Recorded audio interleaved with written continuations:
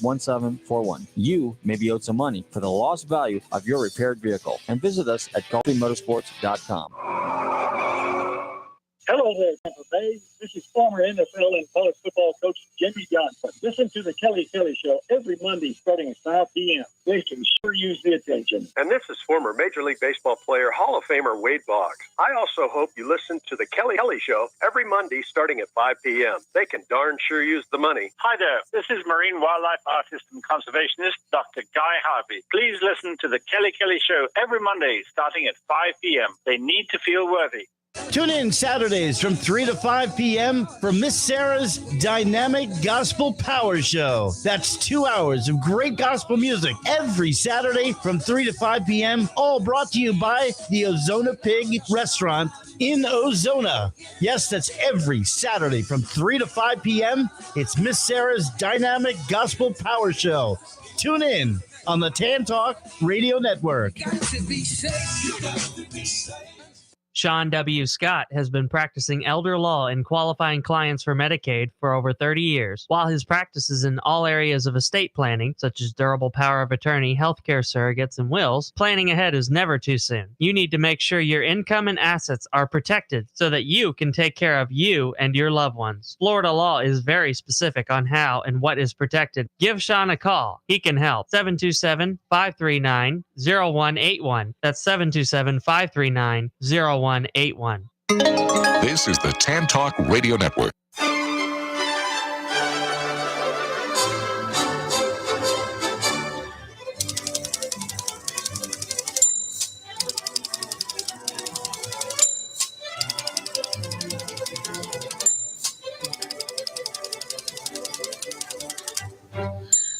Hi, this is Patsy with a Z. Welcome to Joy on Paper, a program for writers and those who dream of writing, and for everyone who wants to know the story behind the book. Coming to you from glorious Clearwater, Florida, the perfect place for writers to write and readers to enjoy a good book. Oh, we're having another 80-degree day today, everybody. Oh, I feel sorry for anyone who's not in Florida today. I am so happy to welcome to Joy on Paper an author whose book I have just been enthralled with ever since I got it. Steve Kemper has written a book that really I wish every one of you would read because it is fantastic. It is called Our Man in Tokyo, an American Ambassador, and the Countdown to Pearl Harbor. Hi, Steve. Hi, how are you? Okay. Wow. Can you hear me? I can. Can you hear me? All right. It's a little you're a little soft. Okay. Huh. I'm using a landline. Should be fine. Okay. Well, look, I want to tell you that this book is truly amazing and one that I am so thrilled when I got it. I sat down and started reading it. It is so beautifully researched, so beautifully written, and the story is enthralling. Tell us about this book because, yesterday was the 81st anniversary of Pearl Harbor, and there was so little coverage of it that I saw on television. And sometimes other than TCM running some war movies, nobody's talking about it. Yet what you've done here, this research into what the American ambassador did during those years leading up to Pearl Harbor are just fascinating. Well, thank you very much. I think you're right. Pearl Harbor, we sort of associated just with those images of the smoking ship sinking into the water.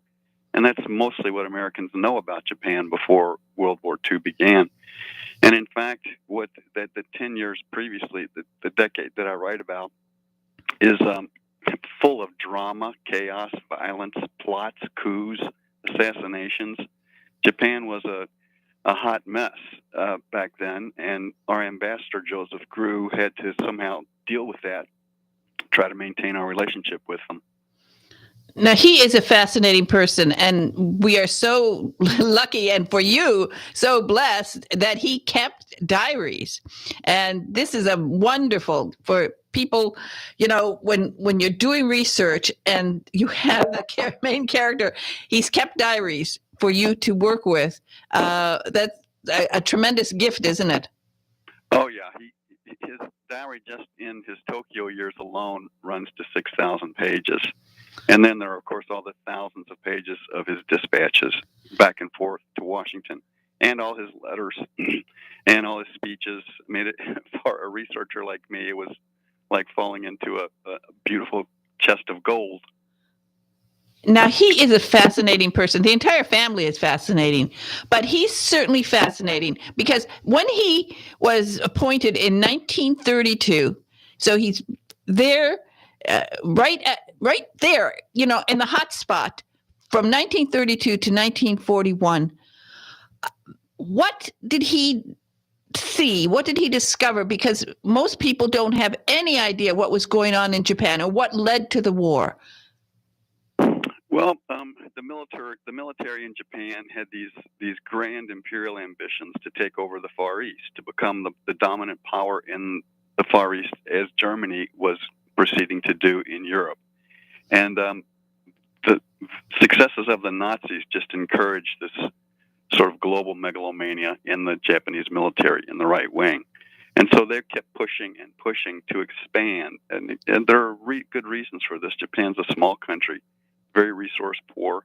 They needed things to fuel their massive industrialization and their war machine: coal, oil, rubber, tin.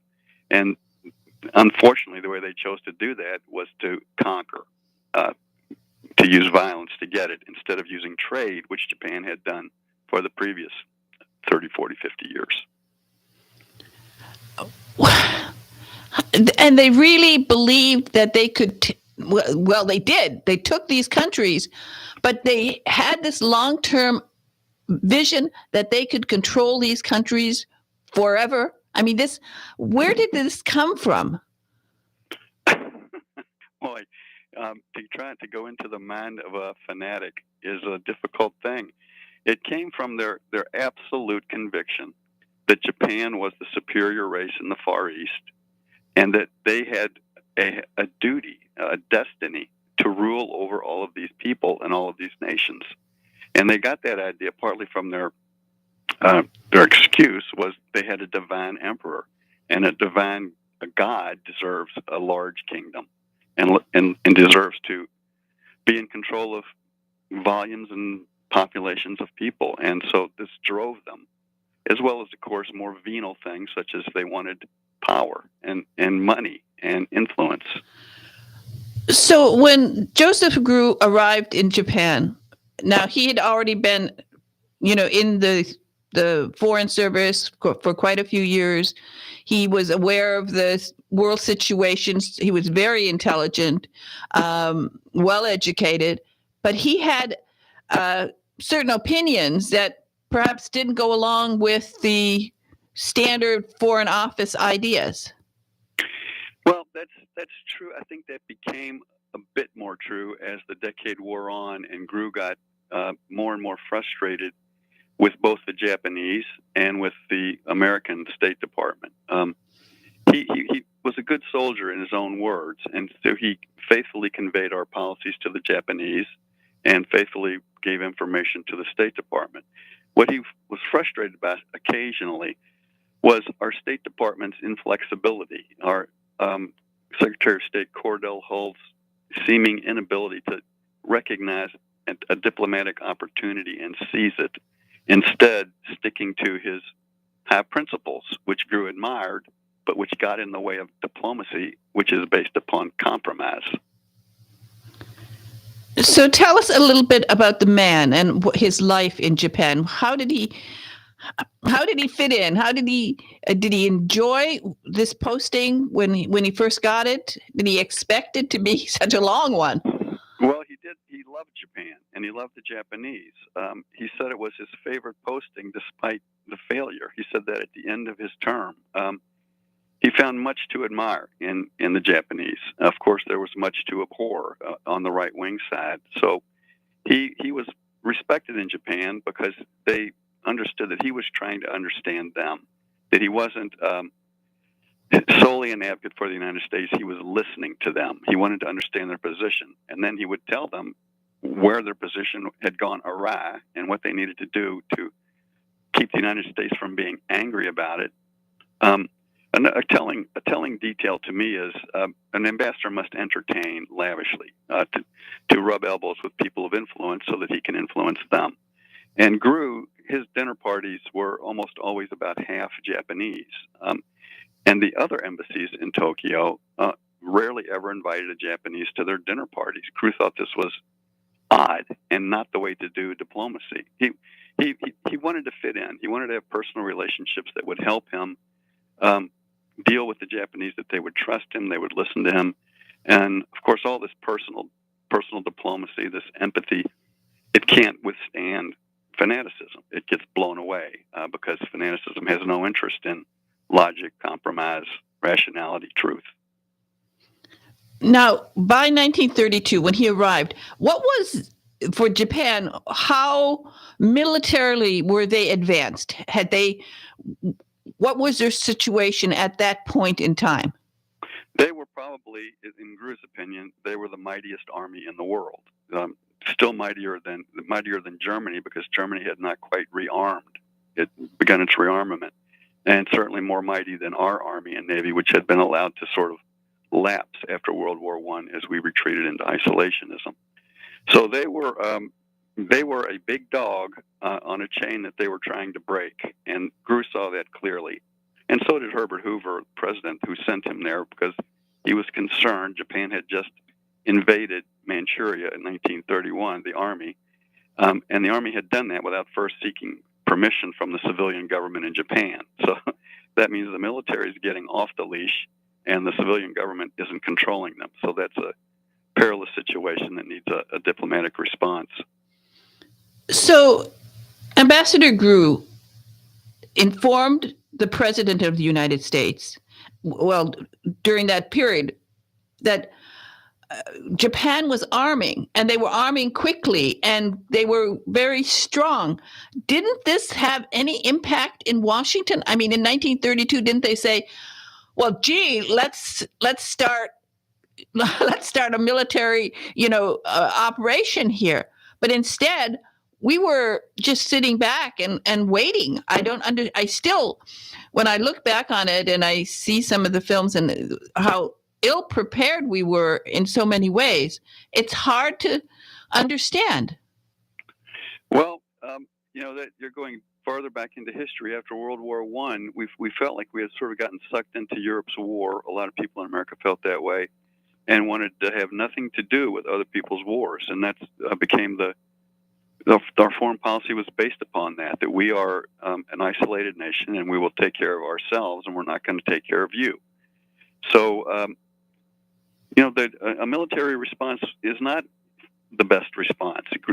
A diplomat like Gru would say we have to use diplomacy as our first line of defense and only resort to the military if it becomes necessary. Now, as the 1930s went on and Japan started bombing civilians and also bombing U.S. properties throughout China, missions, hospitals, schools, Gru had a list, and by about 1940, when he handed that list to whatever new foreign minister he was dealing with, because he had to deal with 17 of them in those 10 years, that list of incidents against Americans was over 300 incidents long.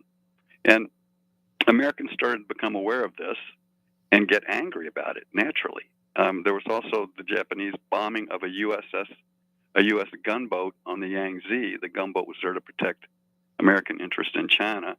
And Chinese warplanes bombed it, strafed it, and sank it, and then strafed the people trying to swim to the reach to survive, killed a couple of Americans.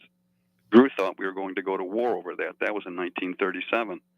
So all of this was happening behind the scenes, and it was making the U.S. nervous and FDR nervous, and FDR responded by jacking up our program for the Navy in particular, and also for the Army.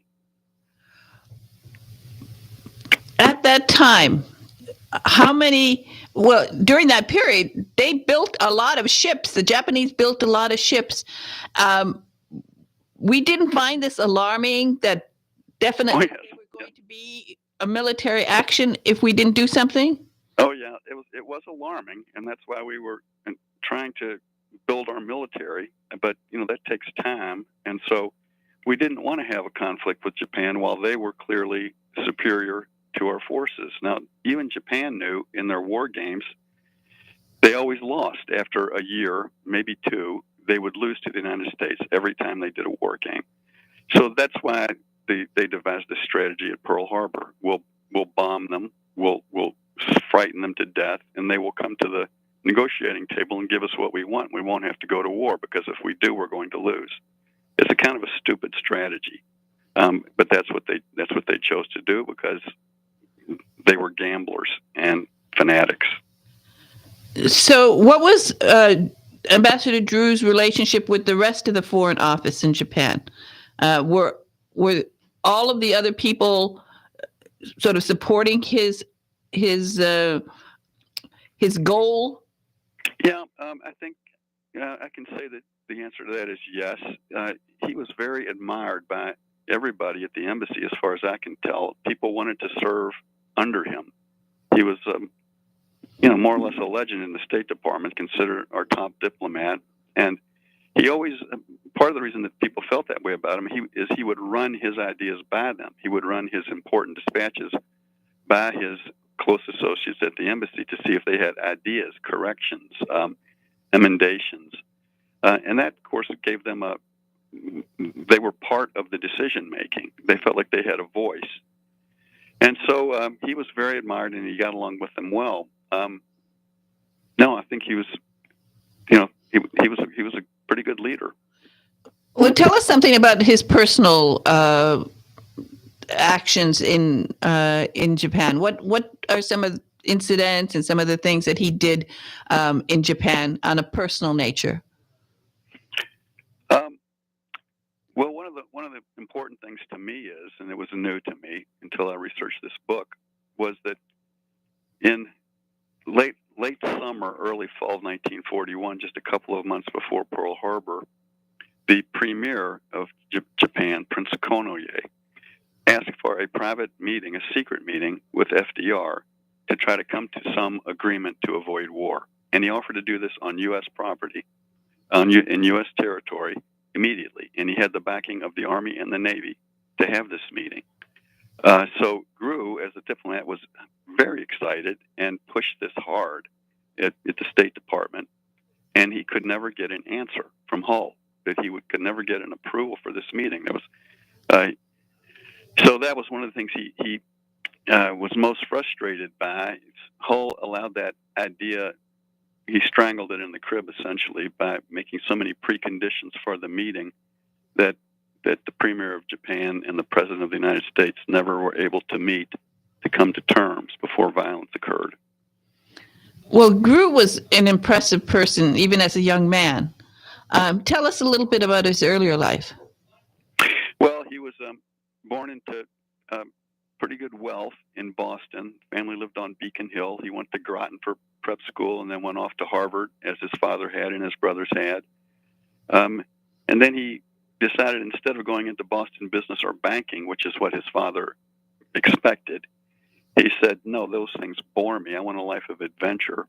So he went to the Far East, climbed mountains, shot big game, hacked his way through jungles, got malaria, came home, and told his father, it didn't change my mind to go on this trip, Dad. I still want to go into the State Department, not onto State Street. And he served in 14 posts all over the world. So he was that's why he was kind of highly admired in the State Department. And tell us a little bit, how did Teddy Roosevelt hear about him? Well, that's a good story. Grew was trying to figure out a way to get into the diplomatic service, and in those days there was no professional diplomatic service. It was all patronage jobs, so you had to know somebody wealthy who would vouch for you. And Teddy Roosevelt deplored diplomats. He thought because they were fat cats who didn't deserve the jobs that they had, he didn't pay any attention to them. And so he was ignored this fellow, a family friend of Grew's, who kept telling TR, there's this young man who really wants to serve.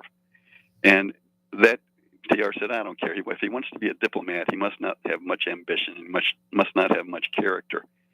But then this friend of the family mentioned to TR that in Gru's trip to the Far East, he had shot an Amoy tiger, which is a very famous large tiger in China. And suddenly, TR was very interested in this young man. Suddenly, he had character. He liked the active life. And so then the very next day, Gru was appointed to Mexico City. And it is funny that people don't realize that in those days, the diplomats did come from wealthy families, and there was a lot of this wining and dining business going on. Yeah, just to cap off that story, the Foreign Service did become professional in the 1920s. Gru helped to bring that in, but of course, patronage jobs continued. But the new foreign officers, he used to say, you just had to take a test. I had to kill a tiger. Well, he sounds, so interesting in the book. And what I as I was reading, I was thinking, how much fun you must have had with this one, because to have these diaries, to have this ability nowadays to do the research, and that you have all these things. And of course, he was on the cover of Time magazine one time, and his role is very important and fascinating. And the entire family, the Gru family, has been a family of great service throughout their time. And of course, he was highly responsible for the post-war, what happened after the war, because he had, the right attitude towards Japan. Yes, that's a good thing to point out. He served on the Far East desk as the chief of that desk, and then he became Assistant Secretary of State, which is second in charge at the State Department. And for long chunks of the last year and a half of the war, he was effectively the Secretary of State. And he tried to. He was part of the group that was defining the surrender terms for Japan, and he told this group, if we don't allow them to retain the emperor as an institution, not necessarily Hirohito, but the emperor as an idea, they will never surrender. They think he's a god, and they will defend him until the last stick is broken in the last child's hand, trying to stab an American soldier who is invading. So that was allowed to be in the terms of surrender until Alamogordo, when we developed the atomic bomb, and suddenly we no longer needed to invade Japan, and that term was dropped from the Potsdam terms, and so Japan didn't surrender until after we had dropped 2 atomic bombs on them. And even then, when they said we will surrender, but we still must have the emperor, and Gru was part of in the discussions that convinced those who needed convincing. Let's let it stand, but he will have no power. He will not be a god. And that's when the Japanese said, we will surrender. One of the things that was so fascinating about the book is those years in Japan. It's a little bit complicated, but what you've done so beautifully, you've written about it, about the political situation within the country, different factions, different groups. There were assassinations. There were all sorts of sort of terrorist type of actions going on in Japan in those years that really lay out the situation and makes for a fascinating story about this period. And I think this book I love this book. I kept thinking, well, I hope actually there's a big possibility with this type of book, with when you find a character who's not known, nobody really knows too much about him. He hasn't been portrayed in movies. He hasn't been portrayed anywhere really. But I was thinking that, now perhaps either you can get a movie deal and write the script, because there's also a lot of tension within the book of what's going to happen. What we know Pearl Harbor's coming, but all the steps that lead up to it, you've turned into a really fascinating book. And I want to thank you, so much for being on Joy on Paper today. As I said, without it's sad that we don't have enough coverage of this situation, of Pearl Harbor, of what happened in Japan, because it's important. Well, we still don't seem to understand. We don't seem to learn from history. And there was very little coverage in the American press yesterday, which was a shame, or even honoring the people who died in Pearl Harbor. There was nothing. And if you don't have TCM, television running old black and white movies, most people didn't even know it was, what happened. Well, I hear you. And of course, I agree with you. And I hope that, there's a possibility here for a great, maybe, I know you're not a novelist, but you could be, because you're a great writer. Well, you write this in a way that it's a novel. It's like, it's exciting, it's thrilling. And I hope that, people will get this book and learn, maybe finally, I don't know if we'll learn from history, but, you're a terrific writer, Steve Kemper. I love your, on your website, I want people to go to your website. It's stevekemper.net, okay? And the nice thing, you have the cover there of the Time magazine and a photograph of Ambassador. I think it's just great. And also a lot of your other work, because you are a fine writer. Well, thank you very much. That's very nice of you. Well, it's been a joy talking to you, Steve Kemper. And, you never know. You might write a novel and you can come back here on Joy on Paper and tell us about it. How about that? I would love that. Thank you for the invitation. Okay. Everybody, get this book. It's available online. And go to Steve Kemper's website. Look at the photo of the ambassador on Time magazine and check out some of Steve's other writing, because he's an excellent writer. Thanks again for being on Joy on Paper. Thank you. Okay, bye-bye. We're going to have a book buzz, and then we'll be right back. No, we'll have commercials, too. Hello, fellow sci-fi readers. This is author Bria Burton reporting for Joy on Paper with your science fiction book buzz. Today's communique to galaxies near and far includes a 2022 Goodreads Choice nominee, The Mother Code by Carol Stivers, with stellar narration by Sunila Nankani. The 2020 release is available in print, ebook, and audiobook. Now, let's download the book buzz.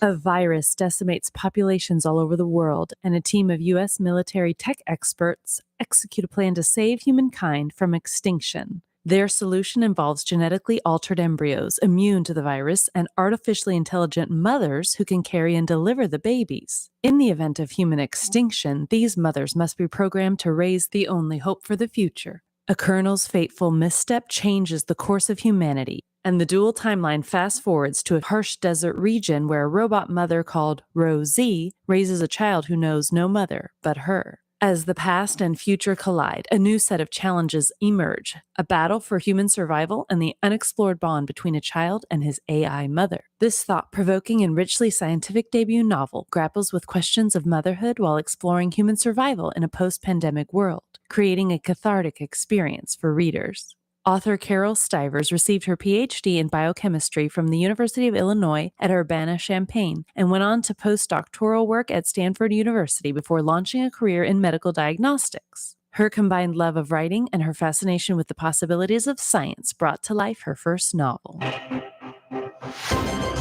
This is Bria Burton with your futuristic fiction fix, signing off.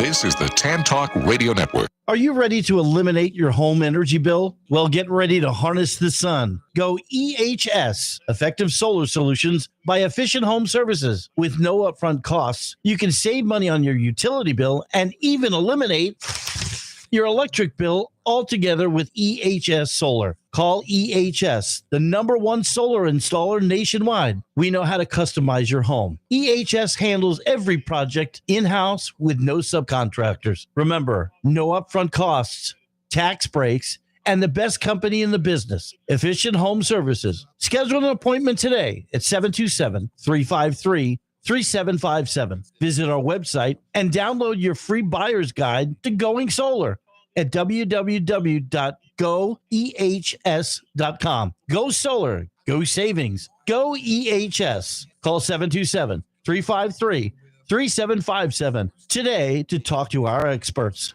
Are you an author, an artist, an inventor? Then you need to protect your valuable intellectual property. You need Larson & Larson. We have the experience and knowledge to help you with all of your legal needs, from processing trademark, copyright, or patent applications to negotiating licensing agreements and handling litigation. The attorneys at Larson & Larson in Largo, Florida can help protect you. Call us today for a no-cost consultation at 727-546-0660 or visit our website at larsonpatentlaw.com.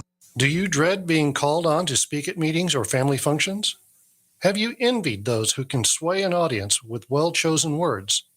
Do you know that people who speak well earn more money, earn more rewarding careers? Gain the confidence to master any speaking situation. Toastmasters will allow you to find your voice.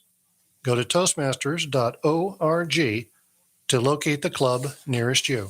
This is the Tan Talk Radio Network.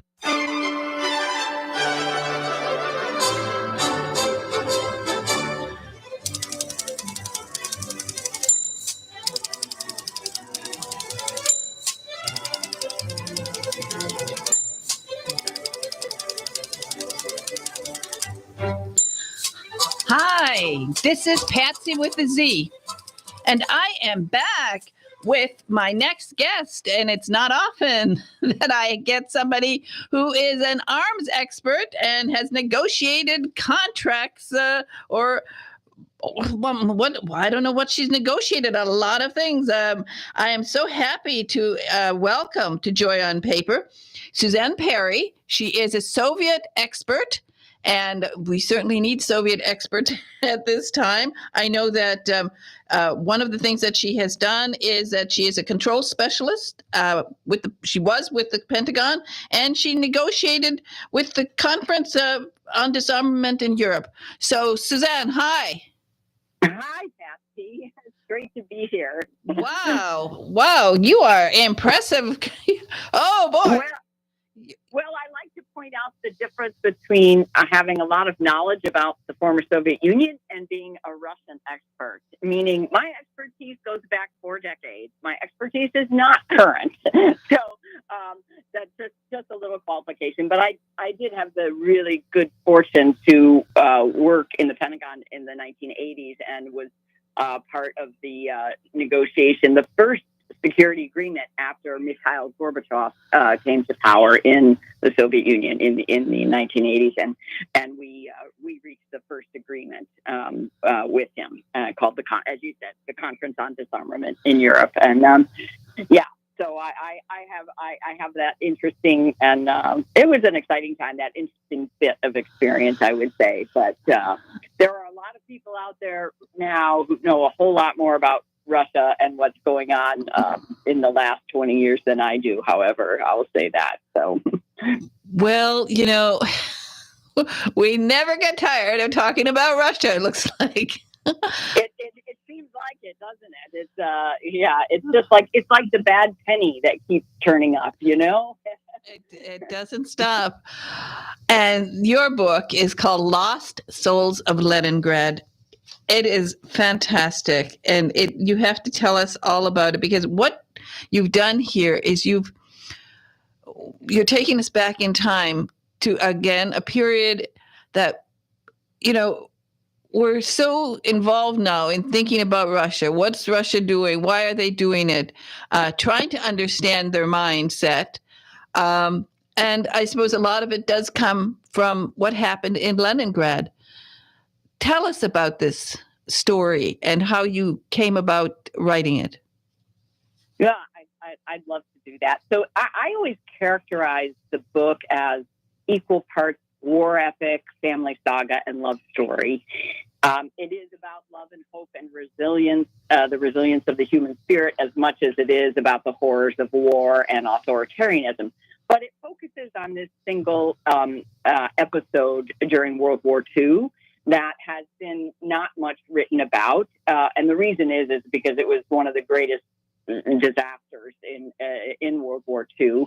Close to 1 million civilians died. Most of them starved to death in Leningrad after the Nazis blockaded the city and cut off all sources of food supply and then bombed all the infrastructure. Does that sound familiar? Kind of going on again. Yeah.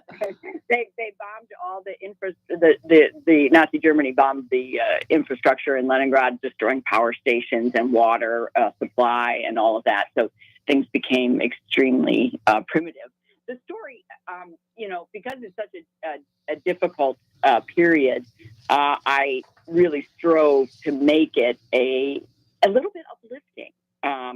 About a certain family. So at its heart, it's the story of a widowed violinist and her granddaughter, her teenage granddaughter, who are trapped in the city when the Nazis pull that new site. And the men they love are fighting to save Leningrad from the outside, while Sofia and Yelena, the two women, are struggling for survival within the city. And basically, it's that story of struggle and survival and devotion and duty and love and that's the basic thread of the story.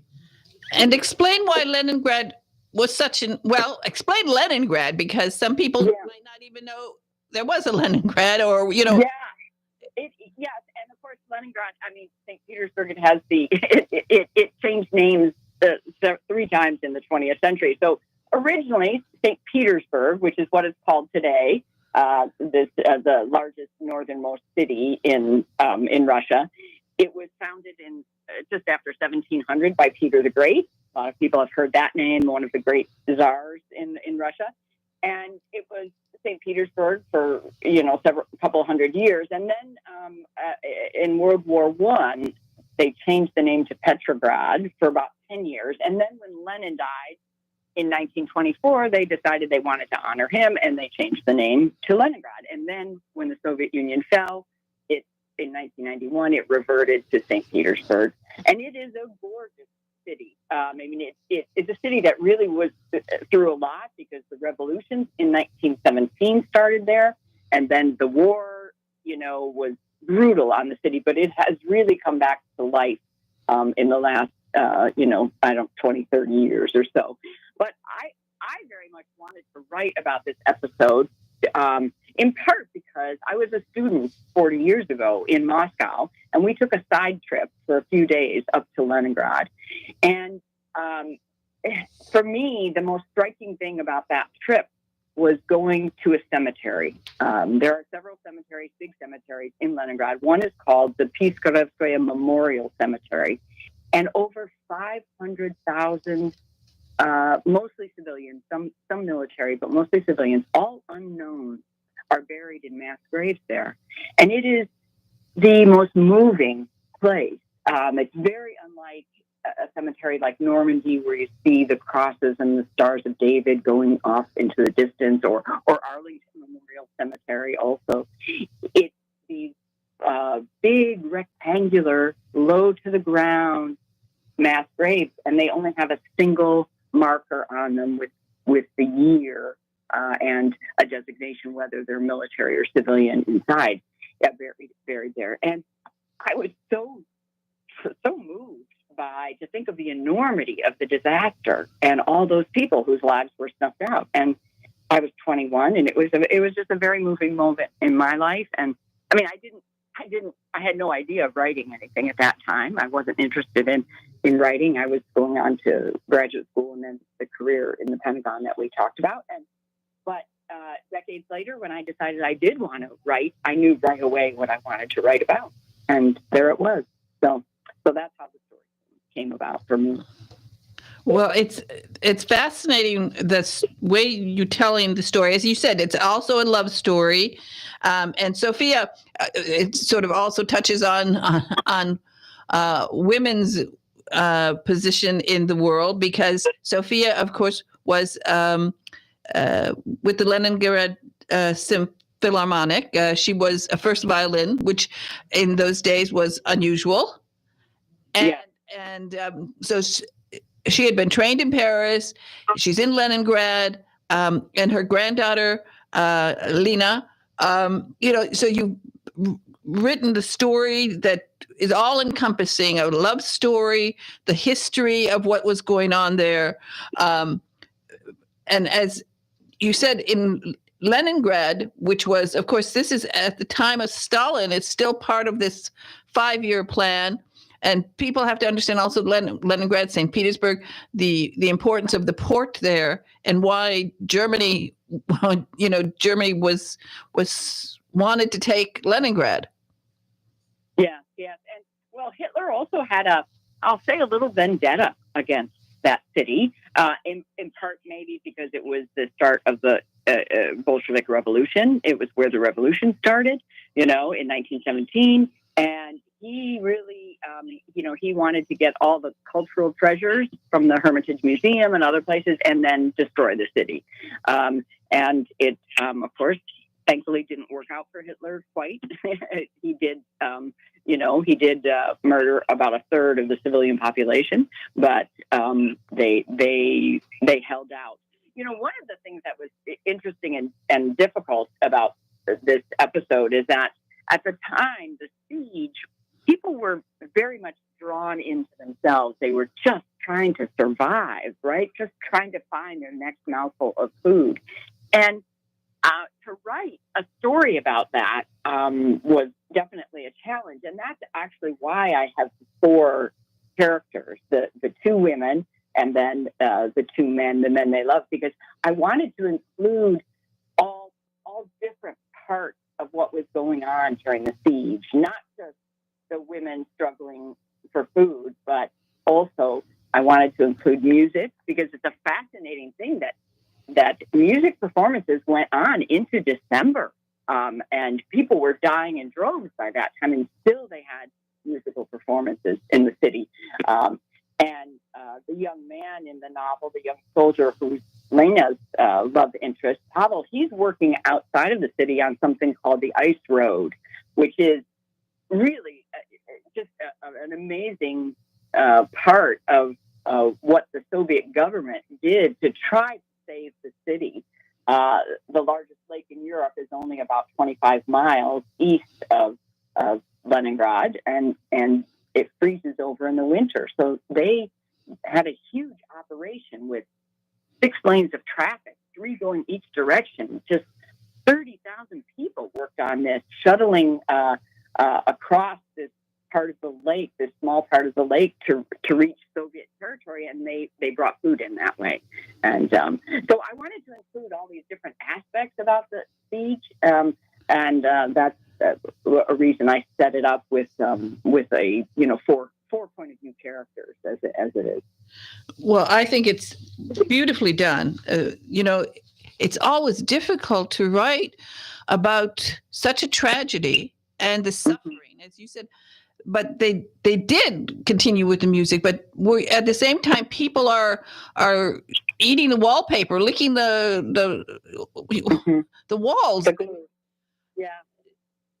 It was bad.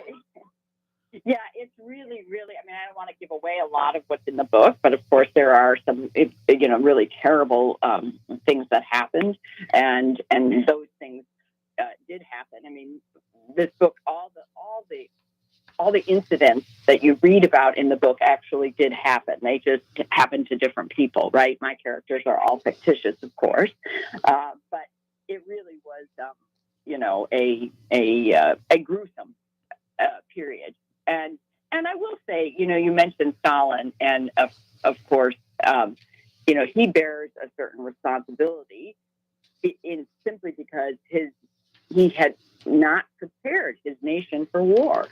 They had, the Soviets and the Germans had a non-aggression treaty that they signed in September of 1939, when Hitler then went to war against Western Europe and invaded Poland.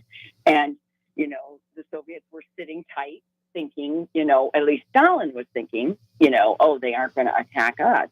And by being so unprepared, it allowed the Germans to, move into the Soviet Union with great speed and force, and so Stalin really bears a huge responsibility. But Leningrad in and of itself is a very interesting little story. This isn't part of the book, but I of course am very focused on the war in Ukraine and what Putin has been doing over the last couple of decades and the last year in attacking Ukraine. And it's amazing how the legacy of authoritarianism that Stalin so firmly established, it just carries on. It carries on. I mean, the Russia had a chance to become a democratic nation in the 90s, and it did something. It did some things to move towards democracy, but now Putin is just shutting all of those doors. And the funny thing is, he is from Leningrad. His mother almost died. In fact, he wasn't born yet during World War II, but one of his parents' sons, an infant, died of starvation during the siege. And so, of course, Putin knows this legacy very, very, very well.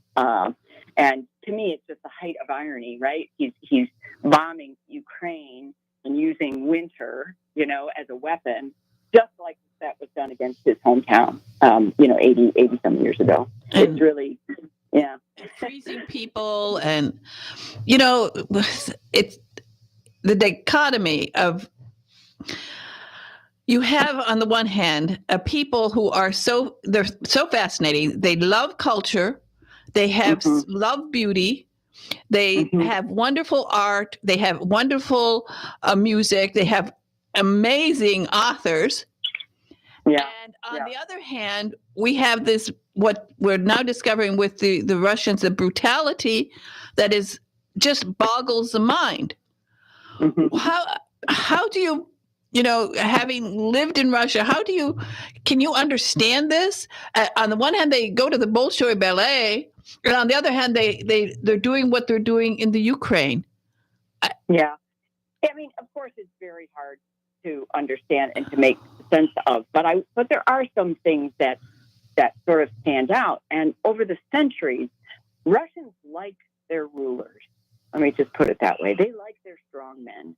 This goes back, centuries. And so, for me, it's not at all surprising that, they have someone who wants to be a czar, who might as well be a czar, just about, right? And in leading the country now. That just kind of fits. Russians there are so many things that are fabulous about Russians. I mean, they are such family people. They are so warm. And, I love how Russians always, you see this some in my novel, they call each other by diminutive nicknames, right? Shortened forms of their names. Like in the book, Sofia always calls Yelena or Lena, she always calls her Lenachka, which is the nickname, the diminutive. And Russians today, I mean, that has been going on for years and years and years. And if you're with your family members, with your close friends, you always call them, by this warmer little nickname, right? And there's so many things anyway that are fascinating. And of course, their literary life, their cultural life, it's amazing. But they do really like their strongmen. And then there's some. So you had all those years of communism, or really Soviet communism, Soviet-style socialism, which of course was a great distortion of communism and of socialism. But I think people, during that era, especially under Stalin, they had to keep quiet to survive. They had to just keep their heads down, go to their job, try to take care of their family, and not draw any attention to themselves. And that still persists today. People, especially now after the war in Ukraine began, a lot of people are protesting. A lot of people get thrown in prison, but many more do not, right? They just keep their heads down and just try to live their lives. And that has been, I think also a part of Russian culture or Russian heritage, Soviet heritage. So it's hard to make real sense of and to come up with a clean answer, but yeah. Well, sense. people have to read your book. I'm running out of time. I want to make sure that I tell people that Lost Souls of Leningrad by Suzanne Perry is an excellent book, a great read. As I said, this is something that is timely. And I want also mention your website because you have you have photographs there. You have more about St. Petersburg. The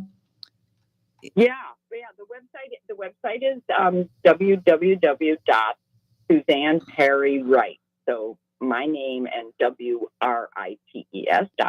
Suzanne Perry Writes. And yeah, there's more on there. In fact, very interestingly, I have a blog post that I put up several months ago about Brittany Griner, who they just announced this morning is being freed from the Russian prison. So, so feel free. And if people want to email me or get in touch with me, they can do that there too. Exactly. And this would be a great book for book clubs to take and invite Suzanne to talk to you because it's a fascinating story. You beautifully written.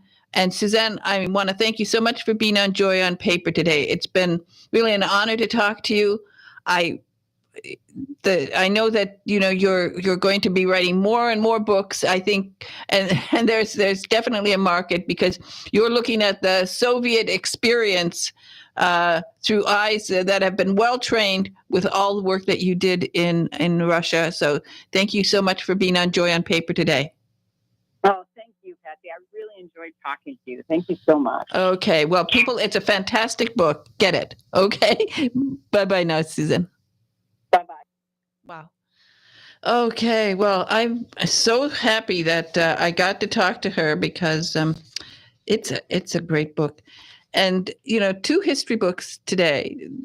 First, Suzanne's, this book is, it's heartbreaking at times. It's romantic. It's got everything. And it's called Lost Souls of Leningrad. And then again, Steve Kemper's book, Our Man in Tokyo, A Splendid Savage, is another one of his books. So we have two books to talk about today that we talked about. And really, well, do we learn from history? I don't know. Both of these books are based on historical, real events in history. And perhaps if we all start reading more, we will actually sit down and talk about what can we learn? Because this is terrible what's going on in the Ukraine right now. And just like, could we have avoided the Japanese war, the war with Japan? Could we have avoided the Ukraine war? If we don't talk about it, if we don't read about it, we'll never know. So again, thank you to both of these authors. They've done a terrific job. This is part of the joy of writing. When you have books that you can do research, you have so much fun. I cannot tell you how much fun it is. If you have not ever done research on something, the fun of doing the research is almost as much fun as having finally the book printed. Just that thrill that you get day after day, digging deep into history is so much fun. Anyway, I want to thank everybody for sending me emails about NaNoWriMo. And because, remember what I always tell you, one of the joys of life is to see your words on paper, hear them spoken in an audible book, or if you're very, very lucky to hear those magic words, lights, camera, action, and your book will be turned into a major motion picture, streaming video, or perhaps a series on the Hallmark Channel. You never know, and you won't know unless you start writing. And just like Carol J. Perry did, and her newsletter is out, and she is really happy. Her Christmas book is out. It's called High Spirits, and you must get it. And everybody, thank you so much again for I've been getting really great emails from you. I really appreciate it. And say something nice to somebody today, and I will say something nice to Big Ed in the control room. Thank you, Ed, for everything. It was great just being here today. Everybody have a wonderful, wonderful weekend. And we have beautiful weather here. Bye-bye now.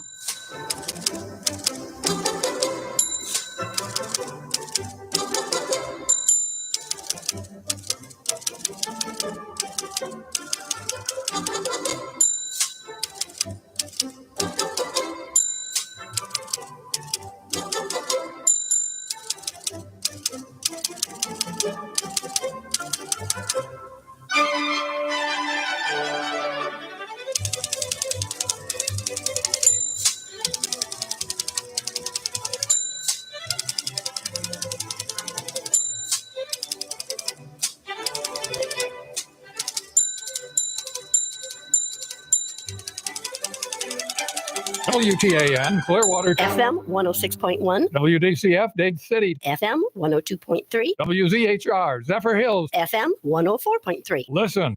This is CBS News on the Hour, sponsored by Rocket Mortgage.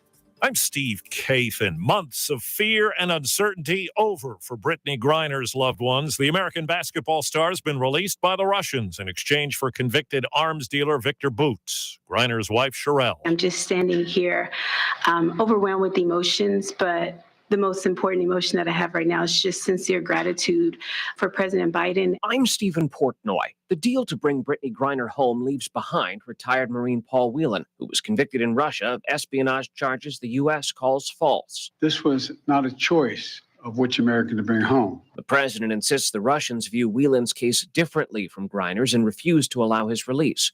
His family says the administration provided a heads up that the one-for-one swap would not include Paul, which they called a public disappointment and a catastrophe for him. But the president vows we'll keep negotiating in good faith for Paul's release. I guarantee that. Historic vote this morning in the House of Representatives. The motion is adopted. House Speaker Pelosi presiding. There's final legislative approval there to a landmark bill protecting same-sex and interracial marriages. It now goes to President Biden for his signature. The power's back on in Moore County, North Carolina, but there's been no break in the investigation into the attack at two substations. CBS's Nicole Skanga reports there were also shots fired at a power facility in South Carolina. The individual pulled up in a truck before opening fire using what appeared to be a long gun. Several Duke Energy employees witnessed the event. No one was injured. And no damage to equipment. AAA says the price of gasoline is now about where it was 1 year ago. It's actually a penny less, with the nationwide average for a gallon of regular at $3.33.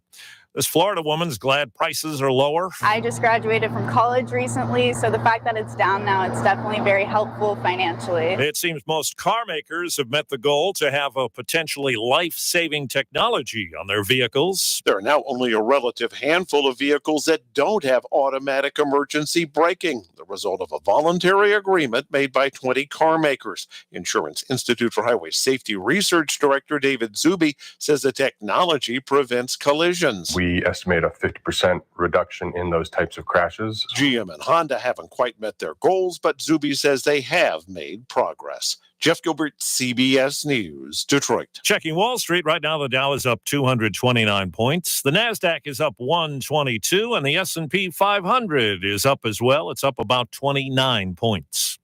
This is CBS News. This hour's newscast is presented by Rocket Mortgage. Need to know what it takes for a home loan to fit your budget and your family? Rocket can. This is Downtown Dade. How would you like to be able to promote yourself, your business, or someone else's business for less than the